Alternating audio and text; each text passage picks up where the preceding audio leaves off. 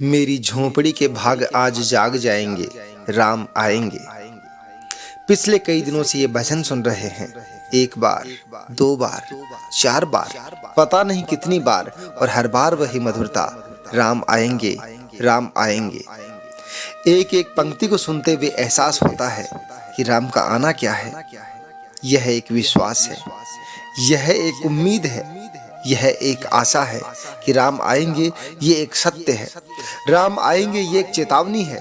राम आएंगे ये एक प्रारब्ध है। संतान के सुख से वंचित माँ कौशल्या कितने दिनों तक सोच सोच कर विचलित हुई होगी कि राम आएंगे, राम आएंगे तो भरेगी मेरी सूनी कोख। नारी को भी ईश्वर को जन्म देने का सौभाग्य मिलेगा, वह जननी बनेगी। राजा दशरथ श्रवण के माता पिता का श्राप सुनकर घबराने से ज्यादा अभिभूत हुए होंगे कि हाँ, पुत्र वियोग होगा, यानी पुत्र होगा, यानी राम आएंगे। ऋषि ब्राह्मण ऐसा ही करते हैं। उनके दंड, उनके श्राप भी ईश्वर कृपा के साक्षी बनते हैं। यज्ञ करते ऋषि मुनियों को भी प्रतीक्षा रही होगी कि कभी इन यज्ञों का फल मिलेगा, कभी राम आएंगे। यज्ञ में अस्थि डालने वाले दैत्य भी सोचते होंगे कभी तो हमें मुक्ति मिलेगी, कभी तो राम आएंगे। इस दृष्टि से देखता हूं तो दोनों के कर्म एक दूसरे के पूरक लगते हैं। दोनों के संयुक्त प्रयास से ही राम आते हैं। राम आए तो ऋषि मुनियों को यज्ञ का फल मिला, राम के दर्शन मिले, लेकिन राम आए राक्षसों को दंड देने, उन्हें मुक्ति देने। पाषाण मणि अहिल्या को उम्मीद थी कि राम आएंगे। अरे गौतम के आशीर्वाद से भी बड़ा निकला उनका श्राप। राम आए अहिल्या को दर्शन देने। क्या पता गौतम श्राप न देते तो राम आते ही नहीं। केवट को भी पता था कि राम आएंगे उनकी नाव की सवारी करने। गंगा को भी पता था कि सबको पवित्र करने का सामर्थ्य बिना परम पवित्र राम से मिले बिना कहां से आएगा। अगस्त्य, वशिष्ठ, सबको ज्ञात था कि कभी तो मेरी कुटिया के भाग्य खुलेंगे। गुरुदेव के कहने पर गलियां बुहारती मां सबरी रटती रहती, राम आएंगे, राम आएंगे। फूलों को चुनती, उन्हें बिछाती, एक आस, एक विश्वास के साथ कि राम आएंगे। उन्हें बेर खिलाऊंगी, और कांटे वाले बेर को भी यही सुख मिलना था। प्रभु राम ने भोग लगाया तो भोलेनाथ ने सर पर धारण कर लिया। जलाभिषेक में प्रभु शिव के बेर चढ़ने लगे।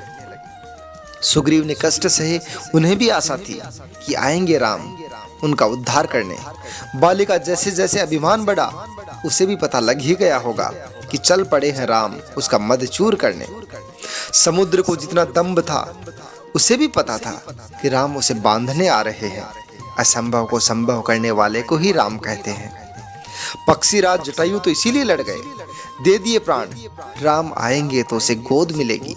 जो सुख राजा दशरथ को न मिला, वो जटायु को मिल गया। जटायु की प्रतीक्षा भी बड़ी बड़ी रही होगी।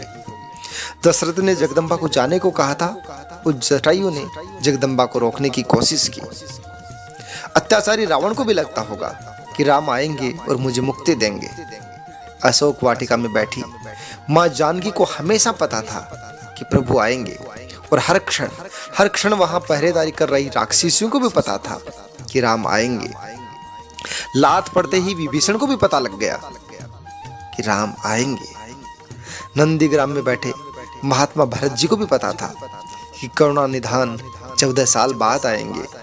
अवध के हर नारी, हर नर, हर पशु, हर पक्षी को पता था कि प्रभु आएंगे। राम प्रतीक्षा का फल है। हर प्रतीक्षा के परिणाम में ही राम आते हैं। अयोध्या में जले हर दीप की प्रतीक्षा पूर्ण हुई तो राम आए। हर गीत, हर संगीत, हर लय, हर धुन कि राम आएंगे। राम दुख को सहते हुए की गई प्रतीक्षाओं का फल है। सहने वालों, झेल रहे लोगों, तभी राम आते हैं। एक दिन तुम्हारे संघर्ष बड़े खूबसूरत ढंग से तुमसे टकराएंगे, और उसी दिन राम आएंगे। पाप करने वाले खुद सबक सीख जाएंगे, क्योंकि जब मेरे राम आएंगे, भारत में जल रहे हर दीप की प्रतीक्षा पूर्ण होगी। राम आएंगे, राम आएंगे। अगर आपको ये अच्छा लगा हो तो अपने दोस्तों के साथ में शेयर करना ना भूलें। विदा दीजिए मुझे, मैं Bhanwar Singh Khagoli, memory and mind trainer, motivational speaker, life management coach. जय श्री राम।